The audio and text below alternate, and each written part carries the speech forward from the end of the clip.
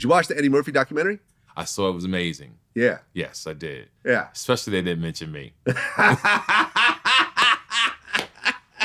We had a situation. Okay, yeah, situation. And being 19, 20 years old and being 60-something now is embarrassing. Being what I've become.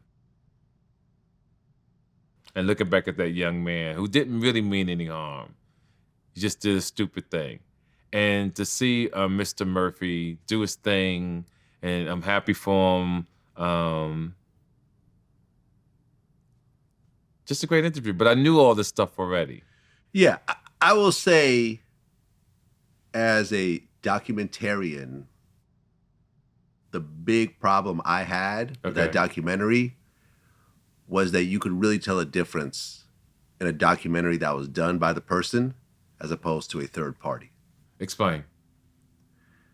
For example, the whole picking up of the trans woman episode. Was in there? Was not mentioned. No, that was not mentioned. No.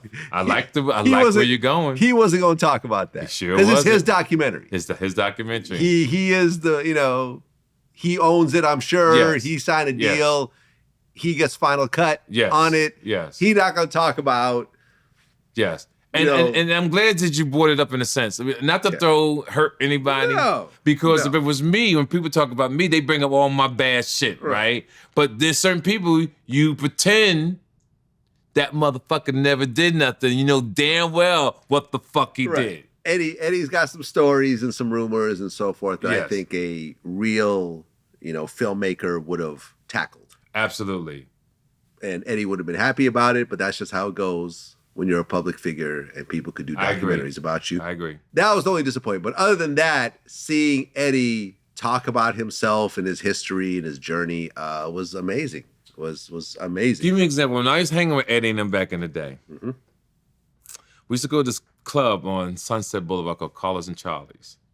One of the greatest fucking clubs that you could ever go to in the early 80s. And Eddie was just a guy who had a style about him that was so fucking phenomenal. Because unless you was there with me, you think everybody else that you see today as a comedian is a great comedian.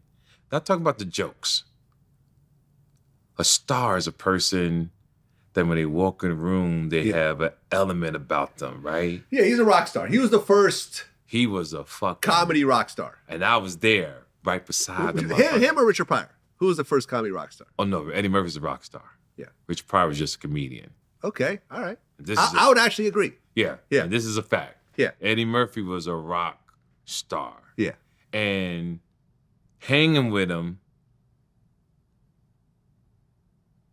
living the way he was living, just a normal guy. Nothing fancy, nothing special. But it also inspired me. Because when our situation happened, I wasn't a comedian. Oh. Was not a comedian. You were just there. I was just there. I had nice cars. And one night, I had a house on Parthenia Avenue, 2 doors down from Richard Pryor. This was a comedian now. I'm driving down, I go from Northridge to Sunset, and I see this amazing club. Rolls Royces. I pull in there like I belong, Vlad. Keenan Ivy Wayans walks up to the car.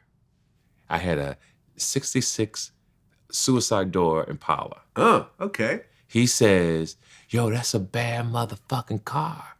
My name is Keenan Ivy Wayans. Shake his hand. He takes me into the club. When we go in the club, Prince is in there. With the bodyguard, with the fur on the furry thing. L.A. Reid from Babyface and all them. Yeah. This when they was that group. Right. They was there, Tina Marie, Rick James. All of us in there. Wow. I get invited because I'm buying bottles, but I'm being TK. And the rest is history. We go to Doheny, because Eddie had a friend named Derek. Derek is the guy in the documentary who had the Michael Jackson outfit on when he was walking down the street, and he was also in Beverly Hills Cop. Right. Yeah. So Derek, all of us was all good associates. And going up on Doheny Boulevard, that's where Eddie had the house while he was filming Beverly Hills Cop. And I want the world to know he treated me so good. Everybody treated me so good. It's just that I made a childish mistake and did what I did. But I'm gonna tell you how I knew I was a fly motherfucker though. Cause I was fucking the same women Eddie was fucking when he was young. I was pulling bitches. Now Eddie Murphy. Yeah. My mouthpiece was so cold that I was fucking some of the baddest women in the world. And really I was doing it before I met Eddie. And then to come to find out that me and Eddie Murphy were born on the same day and year. Oh, they're the same age. We're the same age. Wow. Okay. I just tell people I'm 66, and let me tell you why. It's a whole long story.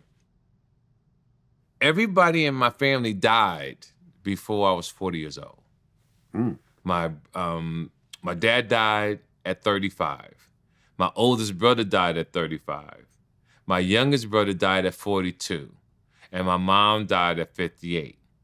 So I'm a man who believes in you put it out in the universe, it's gonna come true. So I always gave myself an extra year.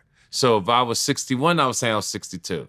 Somewhere between then and now, I got up 2 years. Somewhere between there, I got up 2 more. So I started saying I was 66, but I'm really 64. Okay. And I said, fuck it. I'm just gonna leave it there. So why not add on 2 more years if that's the case? So everybody, I'm really 64, born April 3rd, 1961. And that's the reason why I came up with adding extra years, because I wanted to put that into existence. I love this life. I want to live good. I want to live long. And it also gives me the strength and the power to just keep going. So that's my own little thing I do for me. Well, I thought one of the cool parts about the Eddie Murphy documentary was the puppets at the end. I thought that was fucking phenomenal. Yeah, he had Paul Mooney. Bill Cosby. Yeah. The young lady, I forgot her name. She used to sing with Rick James. Tina Marie. No, not Tina Marie. No? The girl that was there. Oh, in the documentary. In the documentary. Yeah, right. Yeah. Yeah, I've known her. All of us. Everybody know TK. And I want to listen.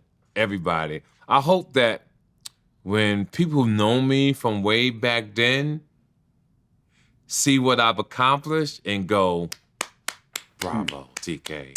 You did your motherfucking thing. Bravo.